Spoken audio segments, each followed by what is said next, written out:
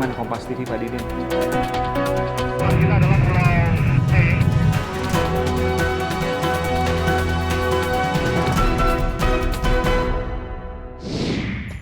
Saat ini ada baru dan ada saudara.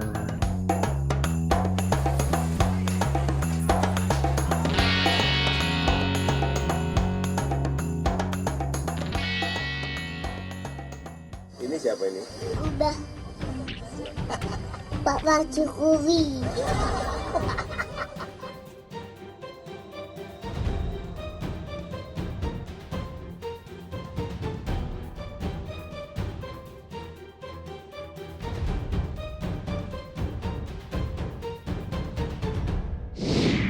Saudara, saya sudah bersama dengan Ketua Tim Cakra 19 yang juga Menteri Sekretaris Kabinet di era Jokowi pada awal masa pemerintahannya, Andi Wijayanto.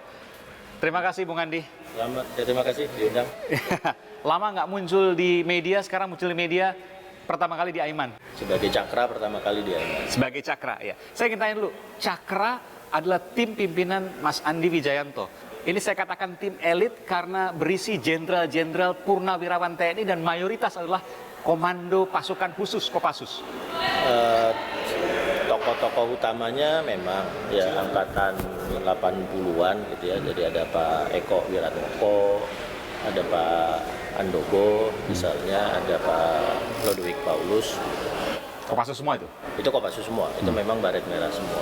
Tapi kalau melihat sampai ke bawah, sampai ke tim yang di bawah yang ada di daerah, justru sebagian besar ya relawan sipil dari masyarakat sipil yang fokusnya bergerak door to door.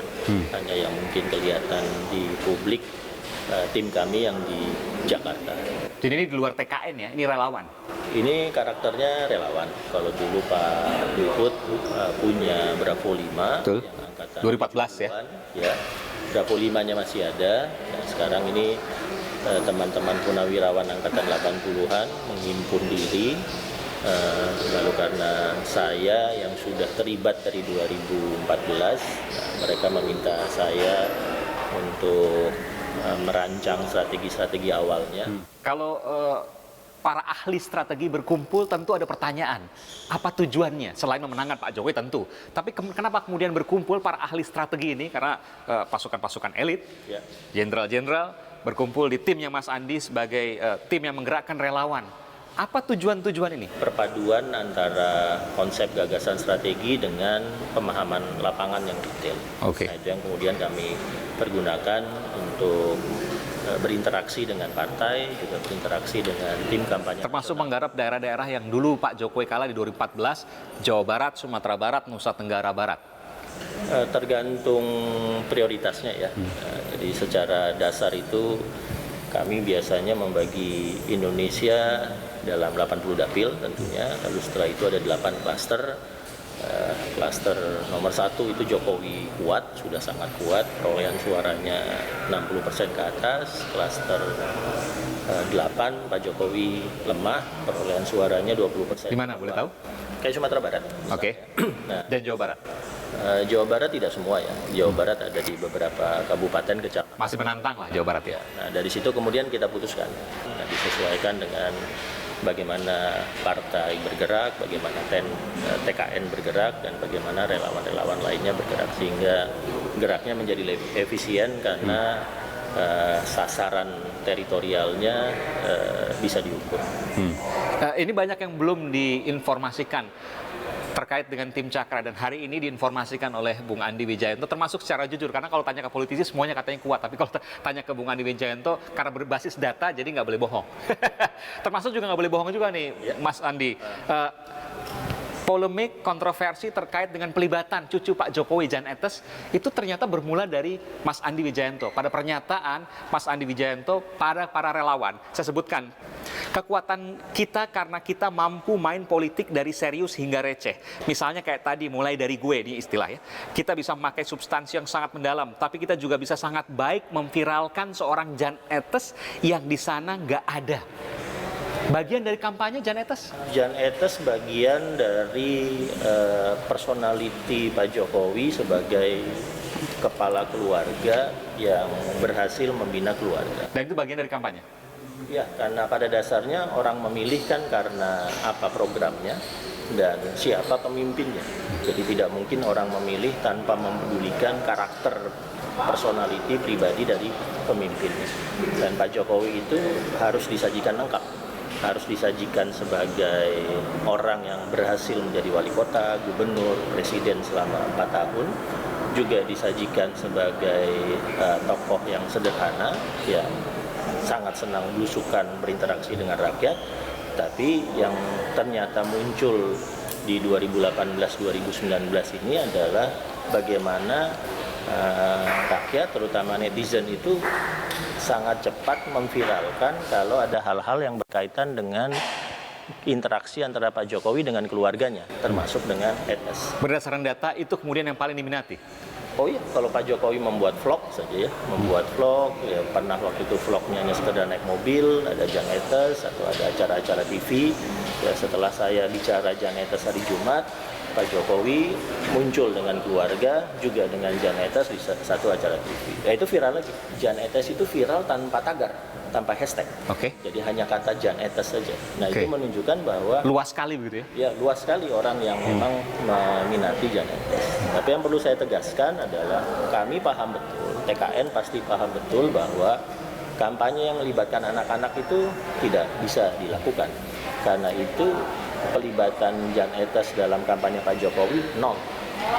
Betul nol. Kampanye nol, tapi pemunculannya dimaksimalkan. Dan pemunculannya natural ya. Oke. Pemunculan natural saja. Anda mengatakan kalau muncul itu bukan bagian kampanye, tapi bagian dari sosok Pak Jokowi. Interaksi antara Pak Jokowi dengan cucunya. Jadi- Interaksi Pak Jokowi dengan cucunya itu ya entah kenapa kemudian menjadi polemik, dipersoalkan oleh beberapa tokoh dari 02 seolah-olah Pak Jokowi melibatkan Jan Etes untuk kampanye. Oke, ini saya bacakan lagi pernyataan Anda. Ini grafis-grafis yang kita unggul dari mereka nggak punya. Benar-benar mereka nggak punya. Pak Jokowi main bom bongkar sama Etes aja, viralnya luar biasa. Ada Pak Jokowi naik motor, Pak Jokowi lawan Thanos, dan lain sebagainya. Jadi saya mau tanyakan ini, bukan bagian dari kampanye, tapi pemunculan Pak Jokowi dengan Jan Etes karena makin viral, itu akan makin sering kita lihat. Iya, pasti. Pak Jokowi dengan keluarga, ya interaksi Pak Jokowi sebagai pemimpin keluarga Yang kubu sebelah nggak punya, yang harmonis. karena disebutkan di sini. Ya, yang kemudian ya kita tunggu saja ya kalau kita ya misalnya sudah ada gerakan otomatis ya, nggak tahu juga siapa yang merancang tentang ibu negara misalnya, ibu negara asik. Jadi ada yang mencemaskan ya mulai bertanya-tanya, Pak Jokowi jelas ibu negaranya siapa, di sana siapa nanti. Pak Jokowi kita bisa ngelihat Gibran ngapain, Kahiyang ngapain, Kaisang ngapain, ada yang jual martabak, ada yang jual pisang. Yang di sana kok nggak pernah memunculkan ya? Penting untuk memunculkan itu. Itu karakter lengkap seorang pemimpin.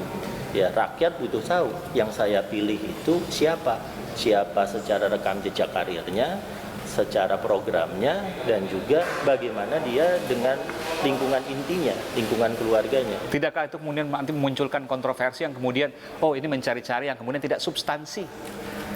Itu konsekuensi dari politik. Politik itu membawa sesuatu yang semula private ke ruang publik, ya kan? Lalu tergantung pemilih ingin memperdalamnya seperti apa, ya. Apakah tetap bertahan? Ada pemilih-pemilih yang sangat rasional, yang dia ingin lihat cuma Kinerja. rekam jejak dan program. Ada pemilih yang sangat rasional seperti itu. Tapi juga ada pemilih-pemilih yang harus diyakinkan bahwa pemimpin saya itu lengkap mulai dari ketakwaannya, lengkap dari keluarganya, sampai kepada rekam jejak dan programnya. Nah, kalau timnya bekerja dengan baik, maka kelengkapan dari karakter pemimpin, dari rekam jejak, ketakwaan, keluarga, dan juga program itu yang disajikan ke publik secara lengkap. Meskipun agak sulit untuk mengukur ketakwaan secara angka.